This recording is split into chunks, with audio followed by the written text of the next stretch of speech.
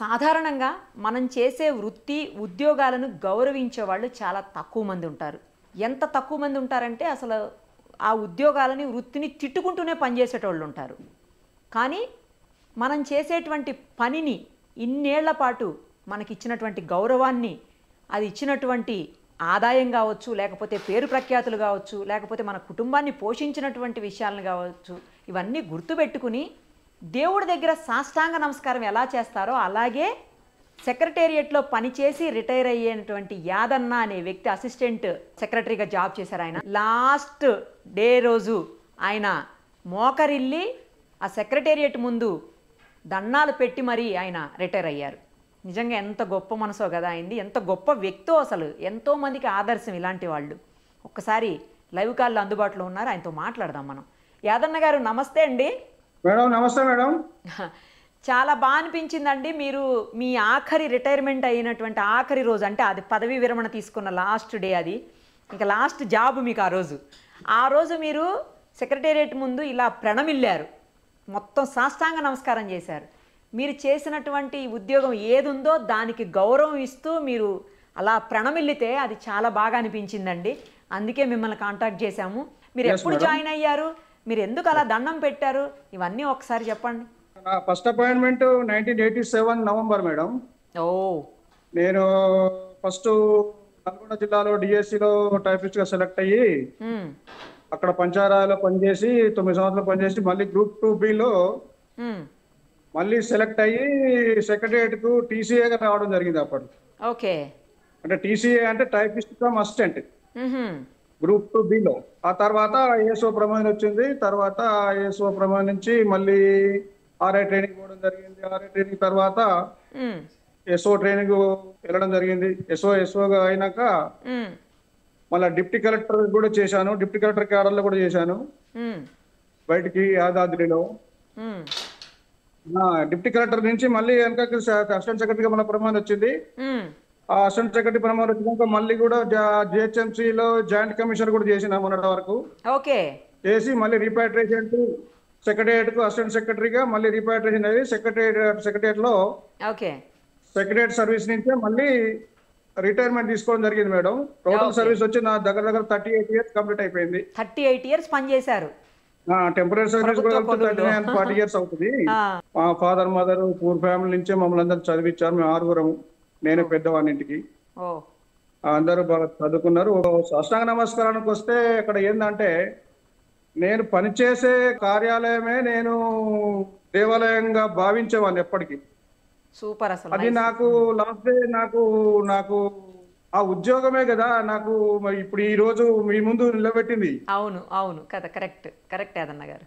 ఇప్పుడు ఆ ఉద్యోగం ఉంది కాబట్టి ఇప్పుడు మీ ముందు నిలబెట్టాను. లేకపోతే నాకు చాలా గౌరవాన్ని తెచ్చిపెట్టింది. కుటుంబాన్ని సరి చేసుకున్నాము. మా పిల్లలు కూడా ఇంజనీర్లు అయ్యారు మంచిగా. Very happy with my job. Okay, always రుణపడి ఉంటాము ఆ ఉద్యోగానికి. గ్రేట్ అండి, మీరు అసలు బాగా చెప్తున్నారు.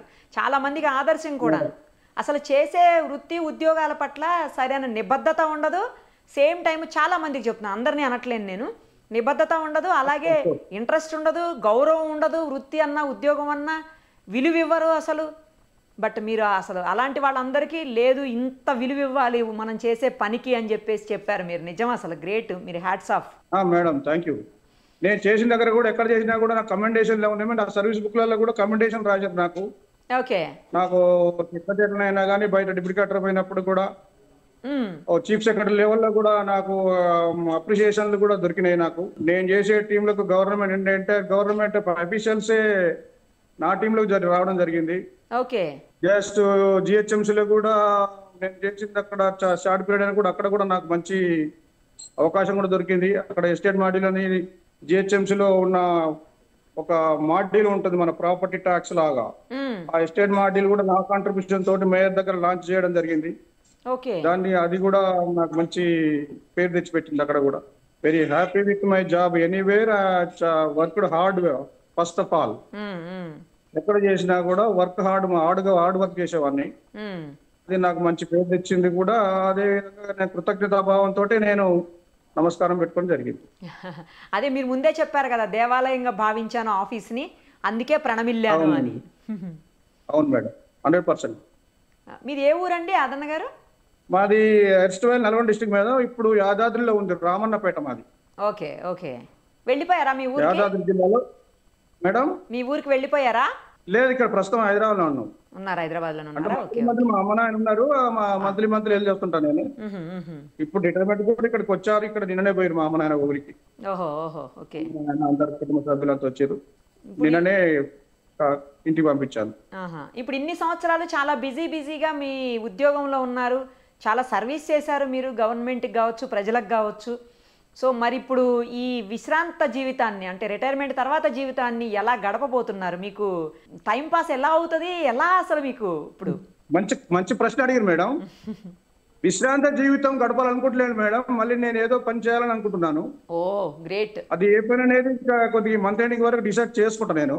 ఓ, విశ్రాంతి జీవితం అనేది మాత్రం నేను అనుకోవట్లేదు. ఆ, నాకు అదేం కరెక్ట్ అనిపించలేదు. ఓకే. చెయ్యాలి, ఏదో పని చేయాలి, శక్తి ఉన్నంత వరకు పని చేద్దామని. అంతేనా? ఏదో ఒకటి చేస్తారైతే. ఏదో ఒకటి చేయాలి మేడం, చేయాల్సిందే. నైస్ అండి. మీరు ఊరికే కూర్చోవడం అనేది కూడా మా అమ్మ నాయన చిన్నప్పటి నుంచి మాకు ఊరికే కూర్చోవడం అనేది నేర్పలేదు మేడం. ఓకే. కష్టపడి జీవితాన్ని నేర్పారు, వాళ్ళు కష్టజీవులు. అదే నాకు వచ్చింది. అది వెరీ గుడ్, అసలు సూపర్. మీరు శక్తి ఉన్నంత వరకు ఏదో మళ్ళీ పని చేయాలి. డబ్బుల విషయం కాదు, అదే. I'm very happy with my family. ఈ విషయం డబ్బులది కాదు, ఏదో ఒక రకమైన వర్క్ అయితే చెయ్యాలి. అంతేలేండి, కరెక్ట్. ఖాళీగా ఉండద్దు. ఉండొద్దు ఉండొద్దు. ఆరోగ్యపరంగా మంచిగానే ఉన్నాను మేడం, భగవంతుడి దయ వల్ల, మీ అందరి ఆశీర్వాదం వల్ల హ్యాపీగా ఉన్నాను. ఏదో ఏదో పని చేద్దామని ఆలోచన. వెరీ గుడ్ అండి, సూపర్. మీరు తప్పకుండా అలాగే ఉండాలి, ఎప్పుడు కూడా ఇలా యాక్టివ్గా ఉండాలి మీరు.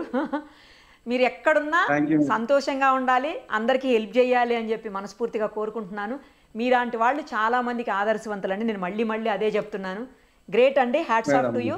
Thank you so much madam. మీతోటి ఇంటర్వ్యూ దొరకడం అనేది అదృష్టంగా భావిస్తున్నాను నేను. అమ్మో, నేను ఎక్స్పెక్ట్ చేయలేదు. థ్యాంక్ యూ, థ్యాంక్ యూ, నేను ఎక్స్పెక్ట్ చేయలేదు. థ్యాంక్ యూ అండి. నేను నాకు ఎప్పుడు కూడా.